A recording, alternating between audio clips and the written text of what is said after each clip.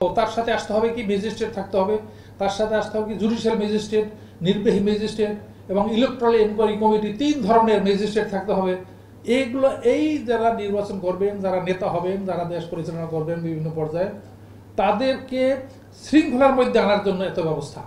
আমার প্রশ্ন কেন এর কি উন্নতি হবে না? এই পরিস্থিতি এরকম থাকবে? আমরা তো শেষ পর্যায়ে পর্যন্ত চলে গিয়েছি। শেষ পর্যায়ে কি আমরা জাতীয় সংসদ নির্বাচনে আর্মি ডিপ্লয় করি। এই আর্মি সেনাবাহিনী তাদেরকে তো ওই আভ্যন্তরীণ এই ছোটোখাটো কাজে ডিপ্লয় করার কথা না। তাদেরকে আর্মিদের আনার দরকার হয় এবং এ নিয়ে প্রচুর দাবি দেওয়ার উত্থাপন হয়। কেন? এখানে এই যে পরিবেশ পরিস্থিতি ক্রমান্বয়ে অবনতির দিকে যাচ্ছে এবং ক্রমান্বয়ে আবার আইন এবং কঠোর থেকে কঠোরতম হচ্ছে। এখন আমাদের আচরণবিধি তৈরি করতে হয়, আমাদের নির্বাচনী আইন প্রণয়ন করতে হয়, আমাদের কঠোর কঠোর পদক্ষেপ নিতে হয়, তারপরও সামাল দেওয়া যায় না। তো এই অবস্থায় মধ্যে এখন আসি আমরা। এই দেশ এই অবস্থা থেকে উত্তরের দরকার।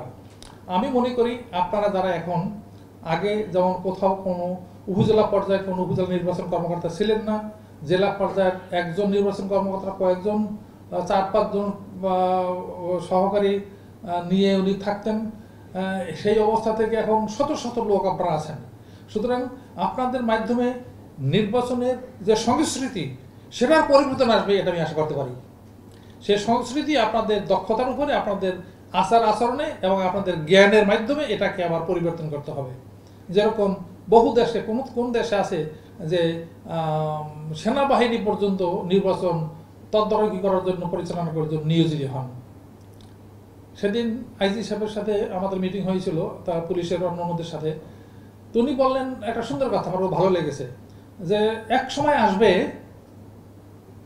Time will come when you will not need police. খুব ভালো লেগেছে আমার কথাটা। অবশ্যই। কেন আসবে? নির্বাচন করতে যাবেন রাজনৈতিক দল যারা দেশ পরিচালনা করবেন, ভোট দেবেন এদেশের সচেতন নাগরিক যার ভোট দেওয়ার অধিকার আছে, যিনি এদেশের মালিক সংবিধানের 7 অনুচ্ছেদ বলে। এবং আমরা যারা নির্বাচন পরিচালনা করি তারা পরিচালনা করবো। আমাদের কি হওয়া উচিত? আমরা বসা থাকবো, ভোটাররা আসবে, ভোট দেবেন, চলে যাবেন, কোনো সংঘাত নাই, কোনো রকমের তাদের নিয়ে কোনো সমস্যা নাই, থাকবে না এগুলো। কিন্তু আইন শৃঙ্খলা বাহিনীর অবস্থানের কথা বললাম, নিচের থেকে উপরে কোন পর্যন্ত আমরা এসে গেলাম সেটা। আর আইন কানুনের দিক দিয়ে কি ছিল? এক সময় ছিল আমরা যখন ছোট ছিলাম তখন দেখতাম টালি হিসাবে ভোট হইতো। টালি মানে প্রার্থী সামনে থাকতেন, 3 জন প্রার্থী, যেমন ইসের জন্য, ইউনিয়ন পরিষদের চেয়ারম্যানের জন্য। এগুলো দেখেছি জাতীয় সংসদ নির্বাচন তো তখন সময় ওই সময় যেগুলো হয়েছে সেগুলো এরকম ইউনিভার্সাল অ্যাডাল্ট ফ্র্যাঞ্চাইজ যাকে বলে, এটা বাংলায় কি বলে, যে এই প্রাপ্তবয়স্ক ভোটারদের 18 বছর বয়স্ক ভোটার হবে, ভোটার তালিকা হবে, এই সমস্ত বিষয় তখন ছিল না। তো সেগুলোকে সামাল দেওয়ার জন্য কি হলো, আমাদের ছিল আগে ওই টালি সিস্টেম, কাগজে সামনে এরকম বসা থাকতেন একজন লোক, সেও নির্বাচন কমিশনের কেউই না, একজন লোক বসা থাকতেন, ভোটার আসতেন, প্রার্থীরা বসা থাকতেন চেয়ারে, ভোটার এসে ভোট দিতেন, ভোট দিয়ে চলে যেতেন, কাকে ভোট দিলেন অমুককে, ওখানে একটা দাগ দিত, দাগ দিয়ে 1 2 3 4 5টা 4টা হইলে আবার একটা ক্রস, তার মধ্যে 5টা করে যোগ হইতো, যোগ হয়ে শেষের দিকে যোগ হইতো যে কে কত পেত। এই ভোট আমরা দেখেছি। মানে স্বচ্ছতা একই বলে যে প্রার্থী থাকবে, সেখানে একজন প্রার্থী, আমি ভোট দেবো, কাকে দেবো আমি জানিয়ে দেবো, আমি ভোট আপনাকে দিই না, আরেকজনকে দিয়েছি। সেই অবস্থার অবনতি যখন হলো তখন কি হলো, গোপন ব্যালট আসলো, পদ্ধতি আসলো, ভোট দেবে।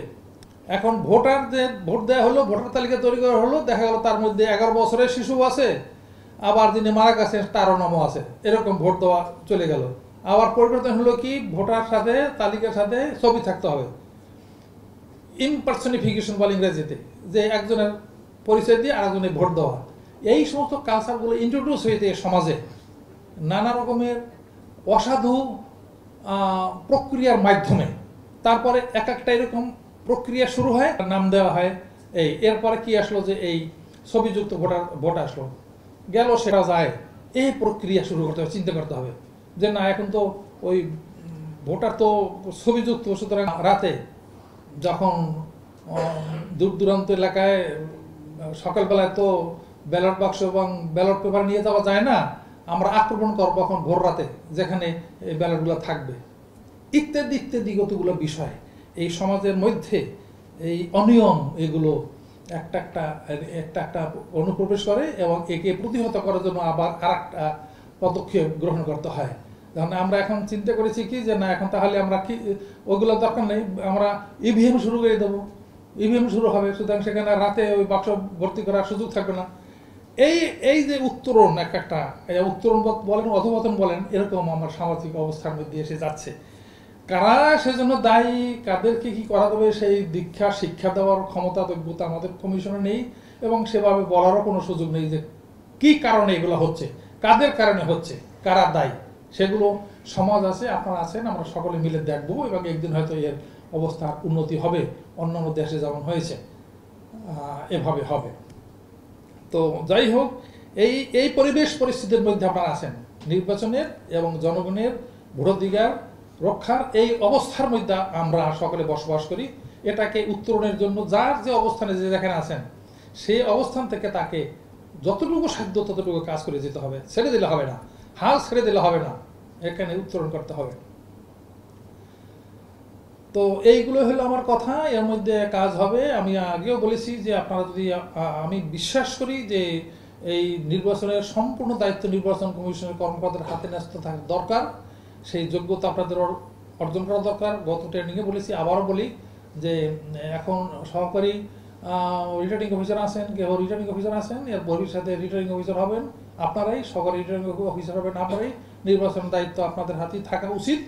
সেই যোগ্যতা যত তাড়াতাড়ি সম্ভব অর্জন করতে হবে, জ্ঞানে, দক্ষতায়, ব্যক্তিত্বে এগুলো প্রতিফলন ঘটাতে হবে, তাহলেই আপনার হাতে ক্ষমতা চলে যাবে, এই নির্বাচনের দায়িত্ব চলে যাবে, এমনিই চলে যাবে। এই পরিবেশ সেরকম যদি দক্ষতা আপনারা দেখাতে পারেন, যেমন এবারে যারা যেখানে যেখানে রিটার্নিং অফিসার হয়েছেন এই দপ্তরের লোকেরা এবং অ্যাসিস্ট্যান্ট রিটার্নিং অফিসার, দেখিয়ে দেন সেখানে নির্বাচন কাকে বলে, সঠিক নির্বাচন। তারপরে তো জনগণই মনে করবে যে না, নির্বাচনের এদের হাতেই আমাদের থাকা দরকার। কারণ হলো এই নির্বাচনের সব কিছু আপনারা জানেন, আর যারা নতুন যারা আসবে অন্য ডিপার্টমেন্টে তারা তো জানে না কিছুই, তারা তো মাত্র এক সপ্তাহ একটা অবস্থানে জানে যে এই নির্বাচনটা করে দিতে হবে। সুতরাং আমি বিশ্বাস করি তো আপনাদের হাতের নির্বাচন অত্যন্ত সুষ্ঠু এবং স্বাভাবিক সাবলীল হবে, সেই প্রস্তুতি গ্রহণ করার আহ্বান জানিয়ে আপনাদের সকলকে আবার ধন্যবাদ দিয়ে, এখানে প্রশিক্ষণ হবে না, এখানে উত্তরণ করতে হবে। তো এইগুলো হলো আমার কথা, এর মধ্যে কাজ হবে। আমি আগেও বলেছি যে আপনারা যদি, আমি বিশ্বাস করি যে এই নির্বাচনের সম্পূর্ণ দায়িত্ব নির্বাচন কমিশনের কর্মকর্তাদের হাতে ন্যস্ত থাকা দরকার, সেই যোগ্যতা আপনাদের অর্জন করা দরকার। গত ট্রেনিংয়ে বলেছি, আবারও বলি যে এখন সহকারী রিটার্নিং অফিসার আছেন, কেউ রিটার্নিং অফিসার আছেন, এর ভবিষ্যতে রিটার্নিং অফিসার হবেন আপনারাই, সহকারী রিটার্নিং অফিসার হবেন আপনারাই, নির্বাচনের দায়িত্ব আপনাদের হাতেই থাকা উচিত। সেই যোগ্যতা যত তাড়াতাড়ি সম্ভব অর্জন করতে হবে, জ্ঞানে, দক্ষতায়, ব্যক্তিত্বে এগুলো প্রতিফলন ঘটাতে হবে, তাহলেই আপনার হাতে ক্ষমতা চলে যাবে, এই নির্বাচনের দায়িত্ব তো চলে যাবে, এমনিই চলে যাবে। এই পরিবেশ সেরকম যদি দক্ষতা আপনারা দেখাতে পারেন, যেমন এবারে যারা যেখানে যেখানে রিটার্নিং অফিসার হয়েছেন এই দপ্তরের লোকেরা এবং অ্যাসিস্ট্যান্ট রিটার্নিং অফিসার, দেখিয়ে দেন সেখানে নির্বাচন কাকে বলে, সঠিক নির্বাচন। তারপরে তো জনগণই মনে করবে যে না, নির্বাচনের এদের হাতেই আমাদের থাকা দরকার।